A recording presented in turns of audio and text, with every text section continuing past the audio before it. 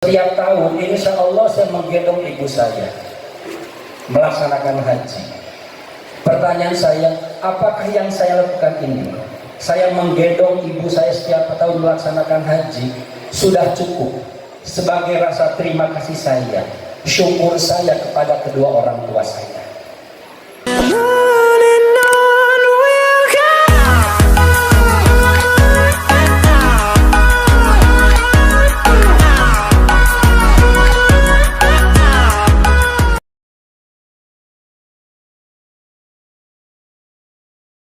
منها رائحة المسك وتأثر القلبات الأخرى فإذا فيها الدودة وقال ما هذه والتي بيدك كما ترى وقال كما أرى قال شحي أبا المظفر هذه لمستها يد الظلم فدولت كما ترى وهذه لمست يد الولاية فقامت وقد تقدمت في الصدق فالذي جاء به خليفة الشيخ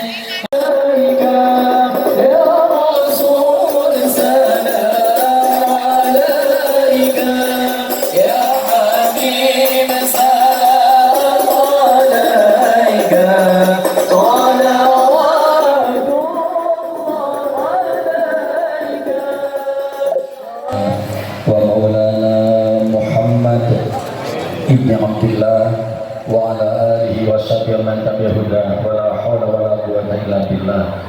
Qala ta'ala fi kitabihil karim, bismillahirrahmanirrahim, wa qala rabbuka alla ta'budu illa iyyahu wa bil walidayni ihsana. Amma ba'du. Tabiqun minan wari.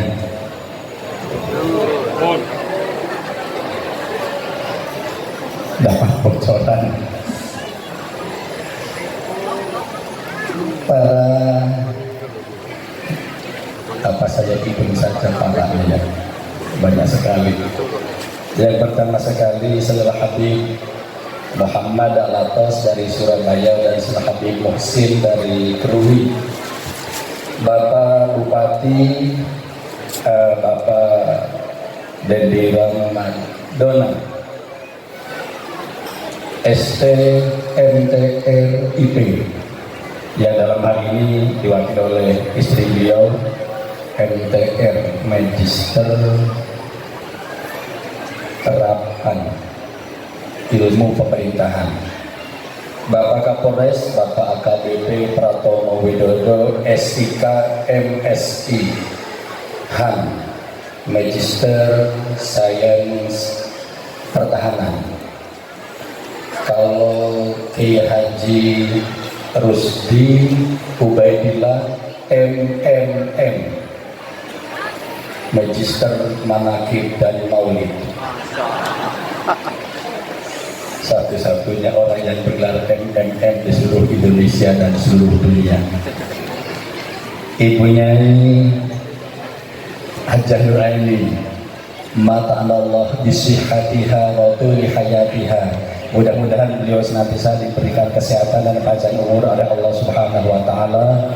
Para pengurus NU beserta seluruh banomnya, pengurus muslimat, pengurus majlis taklim, pemerintah desa Gerning, pemerintah kecamatan Tegineneng, kawan-kawan pengurus Al-Khidmah Provinsi Lampung, PD Pesawaran, para wali santri, hadirin hadirat, dan terutama sekali keluarga besar Pondok Pesantren Al-Hidayat yang saya hormati dan saya muliakan. Kalau ceramah di acara Al-Khidmah itu ada pantunnya. Ikan sepat, ikan gabus, semakin cepat semakin buah nangka, buah delima, buah kedong dan buah durian. Itu nama-nama buah. Setelah ini ada yang benar-benar mau itu, ada yang benar-benar mau ceramah. Jadi saya pengantar untuk beliau saja. Minta waktu maksimal 10 menit. Tolong MC kalau lebih dari 10 menit dari sekarang bunyikan duitnya. Para hadirin yang saya hormati dan muliakan, mohon maaf ada yang lupa. salah seorang putra dari pendiri Al-Hikmah, putra dari Hadratul Syekh Romoki Haji Ahmad Asrori Alisaki radhiyallahu ta'ala anhu, Agus Haji Ainul Yakin Alisaki atau Gus Fatih, titip salam untuk keluarga besar Pondok Al Hidayat, untuk pengurus Al-Hikmah dan Thariqah di Lampung, dan untuk jamaah semuanya. Assalamualaikum warahmatullahi wabarakatuh. Para hadirin, di dalam Al-Quran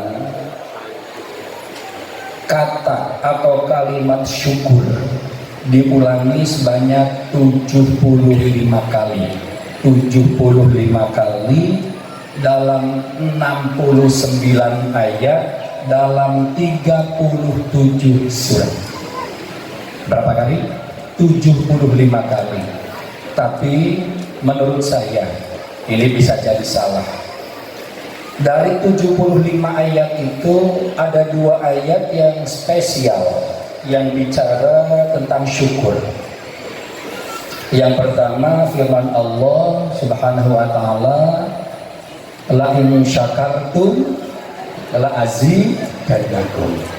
Tanpa syarat apapun kata Allah, pokoknya kalau kita bersyukur pasti akan ditambah nikmat-nikmat kita. Tanpa syarat itu, pokoknya bersyukur. Kalau permintaan-permintaan yang lain banyak syaratnya. Kalau bersyukur tidak, pasti diberi. Punya motor 1 bersyukur akan jadi 2.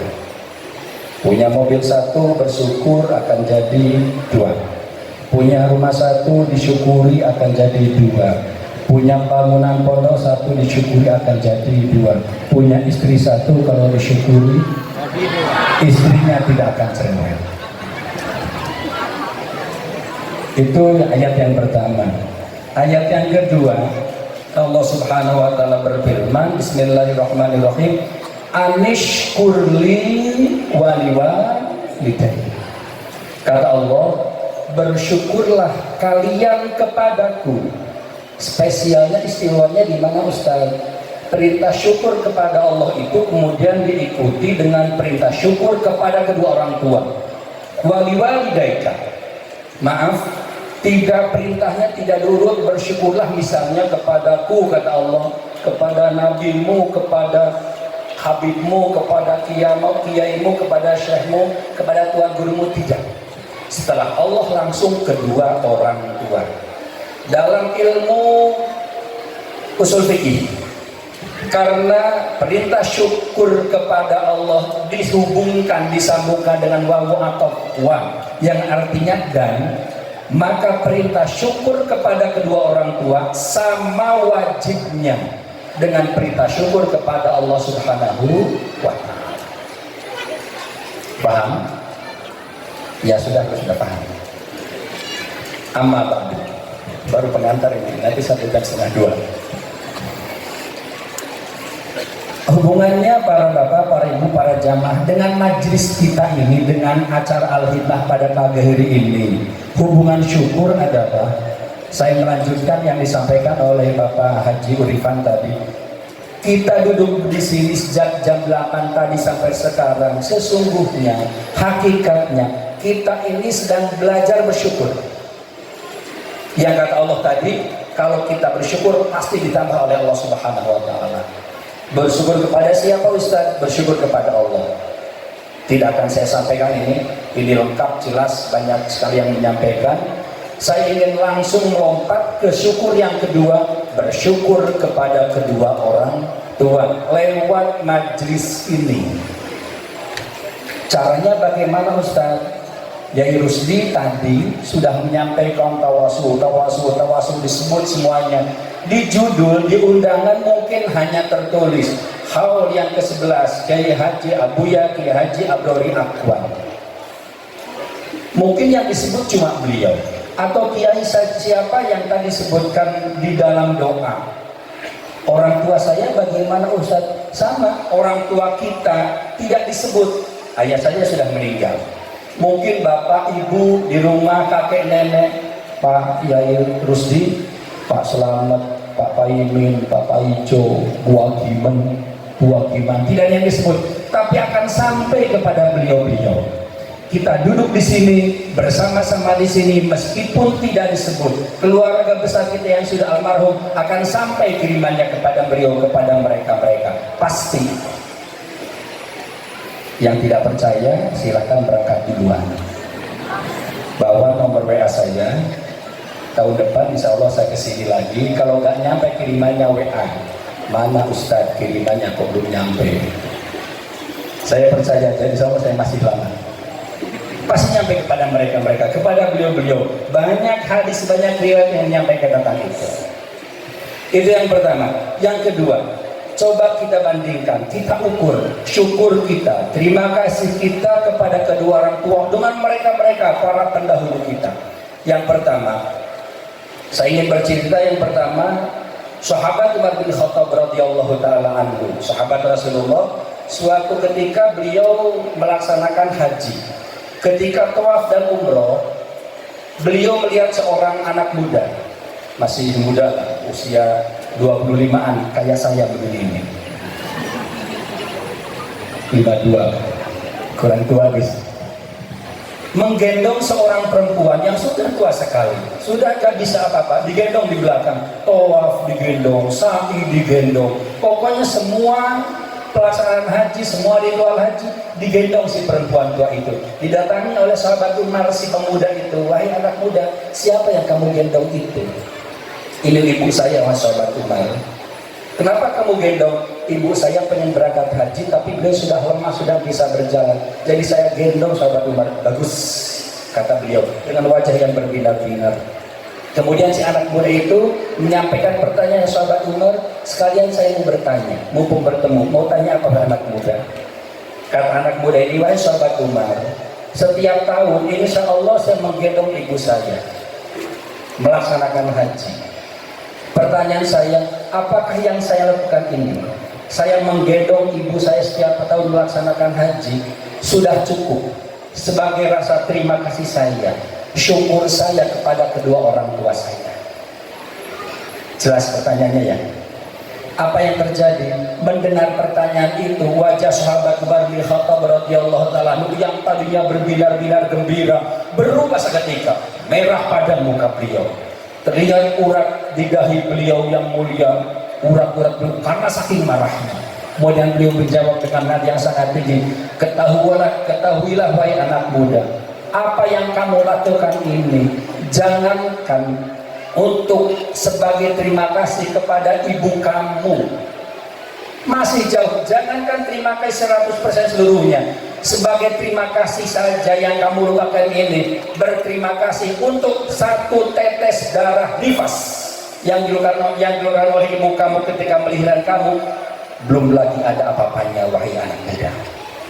Kata sobat Khattab, Allahumma sholli ala sayyidina Muhammad. Gendong ibu setiap tahun melaksanakan haji sebagai terima kasih satu tetes darah yang dikeluarkan ketika melahirkan, ternyata itu saja belum. Apa yang sudah kita lakukan untuk kedua orang tua kita? Dua, sama ketika pelaksanaan haji, tapi ini di Madinah. Ketika jamaah haji dari seluruh dunia mau ziarah ke makam Nabi Muhammad SAW, semua masyayikh, semua habaib, semua sesepuh dari seluruh dunia sudah kumpul. Ketika doa mau dilakukan, tahlil dalam istilah kita, semua masyayikh, kiai, habaib dari seluruh dunia di depan. Penjaga makam, apa istilahnya penjaga makam itu? Juru kuncinya, di Jawa kuncen. Juru kunci makam Rasulullah itu duduk bersandar ketiduran karena kecapean sebentar. Tidur sebentar itu, kemudian dalam tidurnya dia bermimpi didatangi oleh Nabi Muhammad SAW. Nabi Muhammad berpesan, wahai juru kunci, sampaikan salam saya kepada Habib Hamid bin Umar bin Hamid. Sampaikan salam saya dan suruh dia yang memimpin acara ini, acara ziarah ini. Jangan siapapun. Bangun. Orang tua tersebut, penjaga makam tersebut, berdiri dari saf yang paling depan. Siapa di antara tuan-tuan, di antara habaib, di antara masyayikh yang bernama Habib Hamid bin Umar bin Hamid? Tidak ada yang tahu, tidak ada yang angkat tangan. Saf kedua belum bertanya, tidak ada, terus sampai saf yang paling belakang ada anak muda, yang angkat tangan. Saya ya Syekh.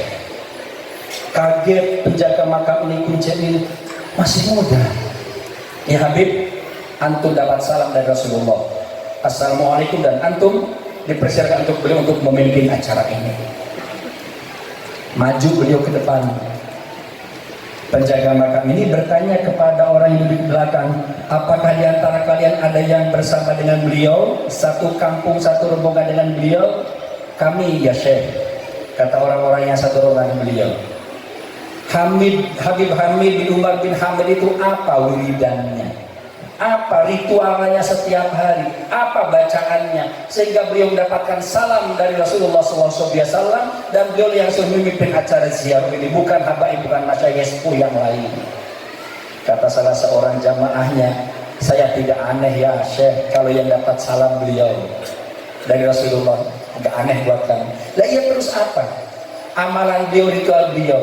Semakin penasaran, dijawab oleh mereka, ya Syekh, Habib Hamid bin Umar bin Hamid itu orang biasa, bukan orang kaya seperti kami, orang tidak punya. Saking tidak punyanya beliau itu ya Syekh, ranjang tempat tidur kedua orang tuanya, ranjang tempat tidur ayah ibunya, kaki tempat tidur itu 4 ranjang, salah satunya itu patah ya Syekh. Jadi tempat tidur itu miring, agar kedua orang tuanya kalau tidur tidak miring ya Syekh. Habib Hamid bin Umar bin Hamid itu kaki beliau dibuat ganjal, dibuat pengganti salah satu kaki dari tempat tidur itu. Setiap malam selama 22 tahun ya Syekh, mulai habis isya sampai menjelang subuh. Allahumma sholli ala sayyidina Muhammad.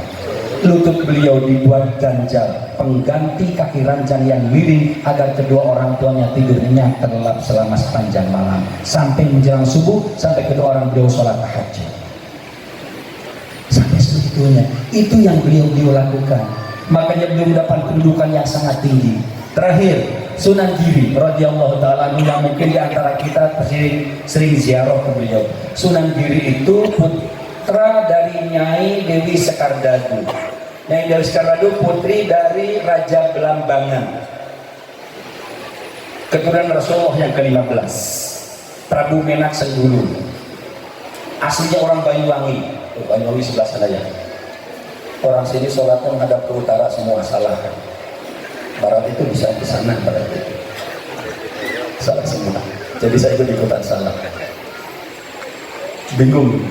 Sebab ya itu kemarin ibu bupati naik mobilnya itu, alhamdulillah istri saya nggak ikut. Tadinya mau ikut. Kenapa alhamdulillah? Karena istri saya sedang hamil. Kalau lewat jalan kemarin mungkin melahirkan di jalan. Mudah-mudahan tahun depan sudah licin jalan ke sini. Jadi satu menit nyampe dari bandara ke sini. Sunan Giri itu aslinya dari Banyuwangi. Banyuwangi Surabaya itu kurang lebih selalu naik di 7-8 jam. 7-8 jam. Sunan Giri singkat cerita tinggal di Gresik, mendirikan pondok pesantren Giri Kedaton. Setiap 1 minggu 1 kali Sunan Giri itu ke Banyuwangi ziarah ke makam ibunya. Lama-lama beliau berpikir begini, seandainya makam ibu saya di sini di Gresik dekat, enak, bisa saya ziarah setiap hari setiap saat. Karena beliau seorang wali besar, punya anak buah berbagai macam, dari makhluk apapun, dipanggillah anak buahnya dari makhluk halus, jin. Wahai jin, angkat kuburan ibu saya di Banyuwangi, bawa ke sini, pindahkan ke sini. Berangkatlah mereka malam-malam, diangkat kuburannya Nyai Dewi Sekardadu itu di atas bukit, di atas gunung, dipotong oleh para jin itu, dibawa terbang ke atas. Sebelum nyampe kurang beberapa kilometer lagi, masih belasan kilometer, keburu siang, adzan subuh, kemudian siang. Takut orang-orang kaget karena di atas ada gunung terbang di atas dengan suara bergemuruh. Akhirnya sebelum di lokasi yang ditentukan oleh Sunan Giri, diletakkan gunung itu. Kalau mau ke Gresik, keluar dari tol Romo Karisari, bayar tol, kemudian ada jembatan, kemudian ada lampu merah, naik sedikit, sebelah kiri makam Nyai Dewi Sekardadu, Ibu Sunan Giri. Itu yang dipindahkan dari Belambangan, dari Banyuwangi. Pagi-pagi orang kampung heran, kok ada gunung di sini, tadinya tidak ada.